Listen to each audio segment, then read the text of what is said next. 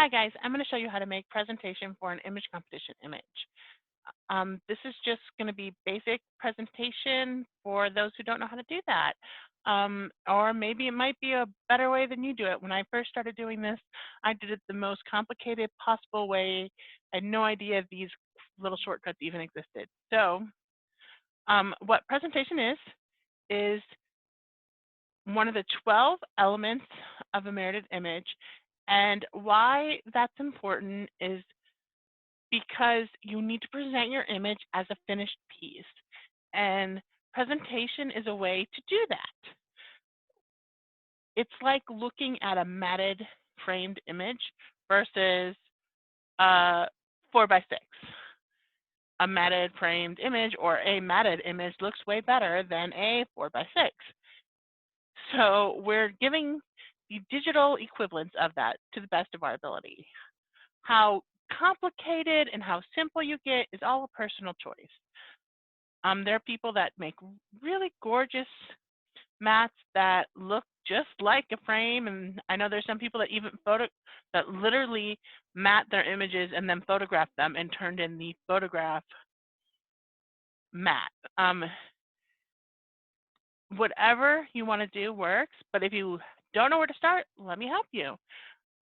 This particular image could not enter in photographic open, or for TNPPA, our photographic, it could not be entered in that because I have a texture in here that I did not create. I have rights to use it, but I did not make it, so it cannot be used in photographic competition. Now, for master artists, you can use a texture that you didn't create. You just have to give it appropriate credit. So on this image, first thing I'm going to do when I want to create presentation around an image, I recommend fully editing your image, saving it, and then I'd even close it out of Photoshop because otherwise it wants to reopen the same file. At least in my old Photoshop 6, maybe CC has corrected that. And then reopen a copy of that image.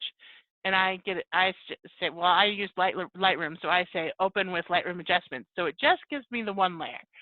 I don't need all the other layers. If you open a copy, it gives you all the other layers, then flatten it. So you just have one layer for your image. Then make a duplicate of that layer so your image is not sitting on the bottom. You can unlock your bottom. I just feel safer with a duplicate. I don't know, I'm weird like that. And then I go back to the background layer and I hit the little button right next to the trash can. It just gives you a blank layer. Duplicating your layer is Control-J. But for the blank layer, you just hit the little button. At least that's what I do. So now I have my blank layer. Now that I have my basic layers stacked, I can now expand the canvas. There are all different ways people do this, but the way I found to be the easiest way is to use this beautiful built-in feature that Photoshop has under Image, Canvas Size, and then it pulls up this dialog box. This image is actually quite small, just because I threw a small one in here for this little presentation. So I don't need that much on any side. So I'm going to say 4 inches for width and 4 inches for height.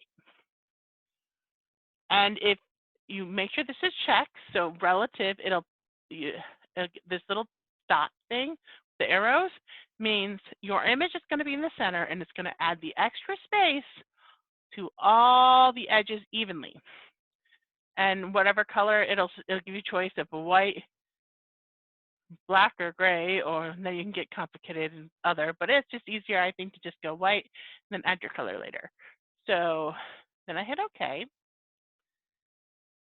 And whoop, then you have your beautiful space for your presentation. And you didn't have to center it. You don't have to do anything complicated. Now, if I wanted to add space on just the one side, I could.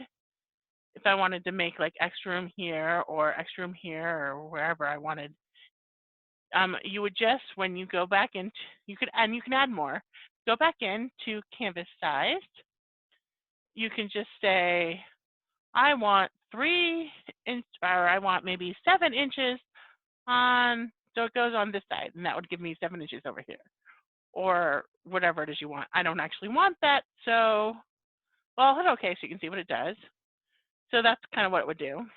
But I don't want that, so I'm going to hit edit, step backwards. Okay, next, I'm going to add color because this white is awful and burns my eyes.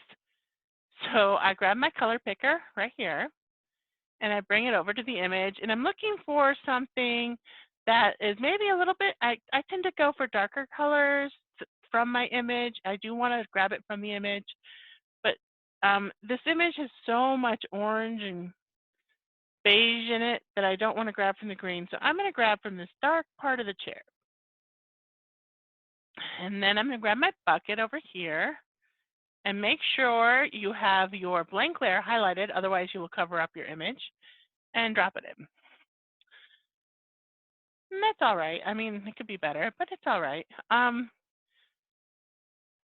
If I want to, I could always drop the opacity of it, change it that way. So I kind of like it right there. That might be where I stay.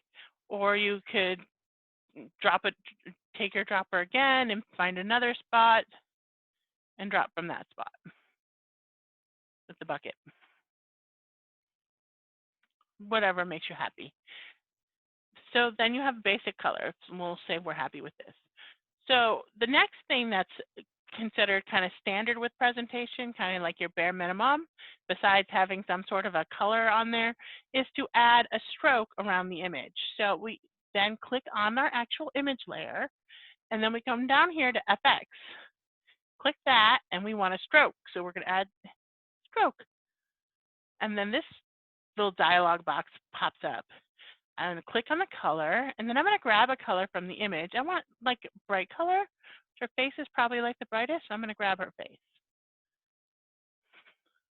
So there's my stroke, just a simple 2-pixel stroke. It can be more complicated if you want, or you can make it a little bit thicker if you want. That's kind of too thick for me.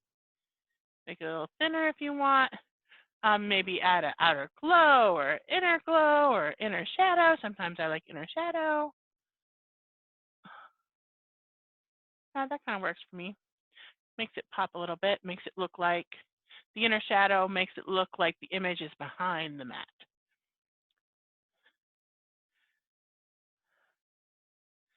And close that out.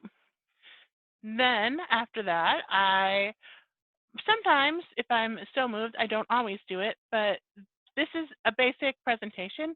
This is fully acceptable for image competition. It's acceptable without the inner shadow. So if you want to see what that looks like without the inner shadow, that's there, or with the inner shadow, that's there. Whatever you like. I mean, it is definitely personal. You're presenting your work, so make sure you're happy. But you do need presentation. It was hard for me to get in the swing of things. But I'm going to try adding a texture to the presentation. Nothing hard, just a little bit in the background. So I don't know if you've ever used this Flypaper Texture Adobe app, but you don't have to just use their Flypaper textures. You can actually put your picture, your textures in a folder and reference them. So when you use this app, which makes adding a texture so easy, it's pulling up your own textures. All of these here are my textures from actually a day I got to work with a friend of mine on her old-fashioned printing press, which was loads and loads of fun. And this texture is literally ink. So obviously that's way too much. So this needs to come way, way, way down. But if I just have it just barely in the background, just a little tiny bit, I just barely see it. That's kind of where I like them at. Maybe more at 4. Oops, oops, oops. And I'm using a mouse. Okay, I'm annoyed. I'm going to put the number in. Oops. Okay, 4. So it's there. You can see it a little bit, but it's not staring at you, and I quite like that. You can add it a little higher if you want. I wouldn't probably take it past there for me, my personal preference. But just adds just a, because in a traditional mat, it's going to have a little texture. It's not going to be textureless, although that's a little too heavy for me. I think I like it a little lighter. But I don't want a lot, just want a little bit of texture, just so it looks not so harshly digital. But there you have it. There is the image with a mat.